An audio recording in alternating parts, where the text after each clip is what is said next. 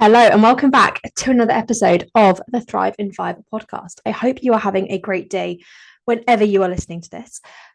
Personally, for me, I'm recording this on a Sunday night going into Monday, and I have just had a very, very busy week for me last week. And the next week looks even busier, if I'm honest. We've got a lot of things going on. Things are very, very busy.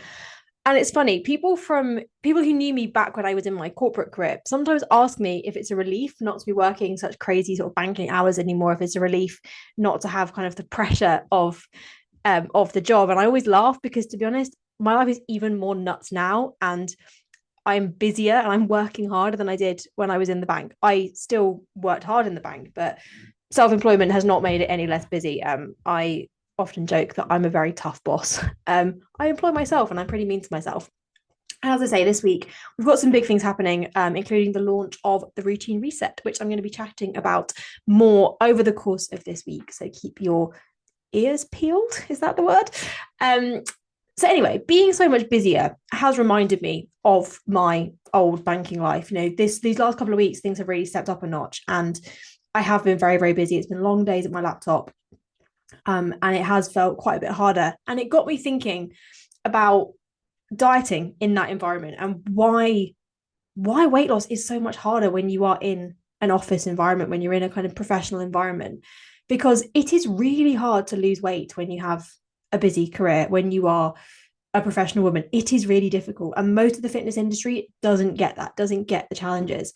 So what I want to do today is just actually chat through some of the reasons why it's harder, kind of get you to be a little bit kinder to yourself when you are feeling like, well, why can't I do it, other people make it look easy.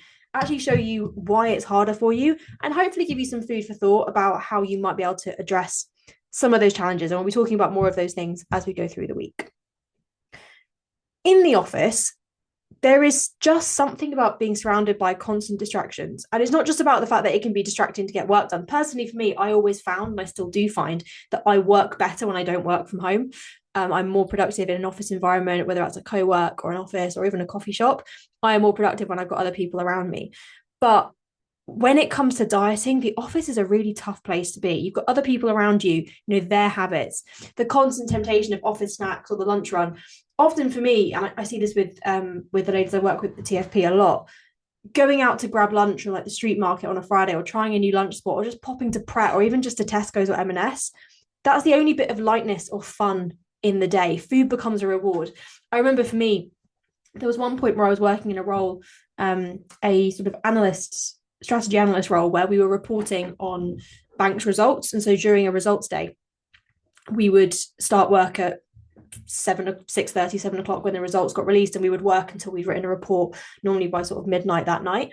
And going out for lunch was the absolute bright spot in that day. And we would get so excited. We would plan ahead, like, oh, we're going to go try this new chicken Kiev place, or there was this insane falafel bar that we used to go to that really ruined things for me when it put the calories on the menu, I have to say.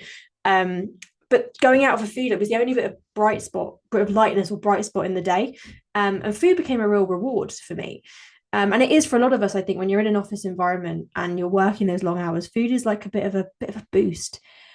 And then you've got lunch, obviously that presents a challenge. You've then got pastries in meetings, you've got food being a real center point of the way that we interact at work. We would always have, lunches at work. Whenever we had working lunches, it was never a salad, or it was never a soup. It was always big trays of sandwiches, packets of crisps, bowls of crisps, and pastries and croissants and things like that, muffins.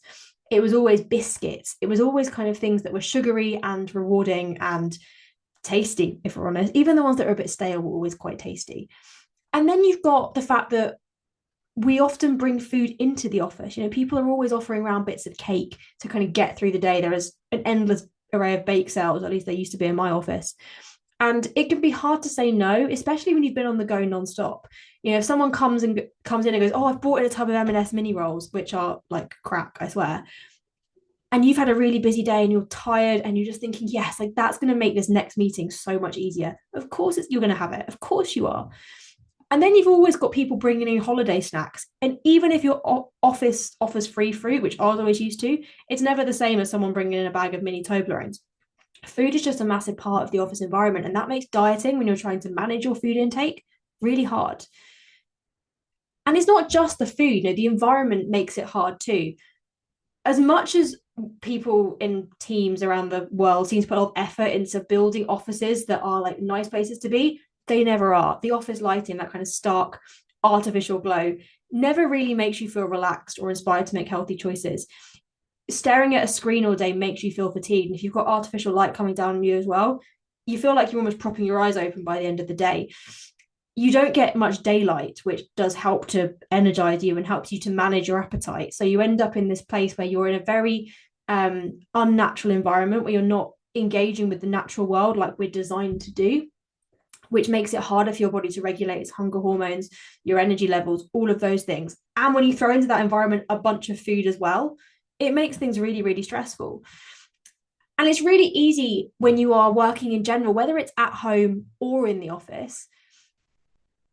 If you're working in such a structured, fast-paced environment, when you're at the mercy of your schedule, you feel less in control.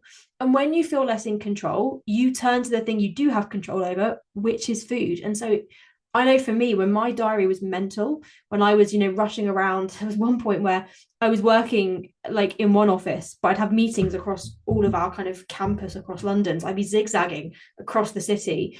It was mental, and food was the only thing within that I could control. So of course I was going to go and get myself a really nice lunch because it was the one thing that gave me a bit of a boost. When you're in that space where you have less control, you're going to go for the thing you can control, and that's often what you eat. And then there's the tiredness and the fatigue. Most professional women that I see end up running on empty and have cravings, therefore, for quick energy, which normally comes in the form of sugary quick fixes, a bar of chocolate, a bag of crisps, a really sugary drink, energy drinks if you're feeling really bold, coffees. Like we rely on those quick sugary things that are going to give us a little bit of a boost. And that's not great when you're dieting. That's going to make it harder. And then you've got the mental fatigue as well. Obviously, there's the physical tiredness, and we've all had that feeling, I think, at the end of a long day of sitting there thinking, like, wow, like I am exhausted. I just want to like my eyes hurt. But then you also have that sort of brain ache after a busy day where you're just tired. You've been around people all day, back-to-back meetings, long hours. And food, again, it becomes a way to decompress and de-stress and to kind of take a load off. It becomes your thing you do, and it's an easy thing to do. You have to concentrate on it, you don't have to focus on it, you just get to eat and you feel better. It's a moment of comfort, but we know that moment of comfort is often fleeting, and what might make you feel better in the short term, but in the long term it's disrupting your diet. It's making fat loss so much harder. For me, that mental fatigue always sort of popped up on the journey home when I would go back home from the office, and I'd get the tube to the train station. I'd be waiting for my train, and there was a WH Smith. If I did this wherever I've commuted, there's always a Smith's by the platform, isn't there? And I used to always go in and grab something as like a reward for making it through. And it started off as like, oh, I'll just have a little bag of Maltesers here, or just a little bag of crisps there, or like on a Friday I might get like a little tin G&T.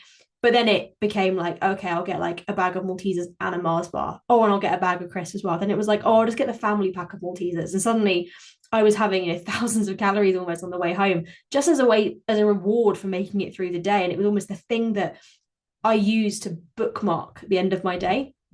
And now when you add in the shift to working from home more, where your kitchen is just a few steps away, it might even be where you work, the boundaries start to blur. It's really hard to diet when you are dieting in the space where you also eat. The line between work and home gets really fuzzy, and food becomes a coping mechanism for stress. And something that a client said to me recently was that when she works from home, she doesn't feel like she's watched as much.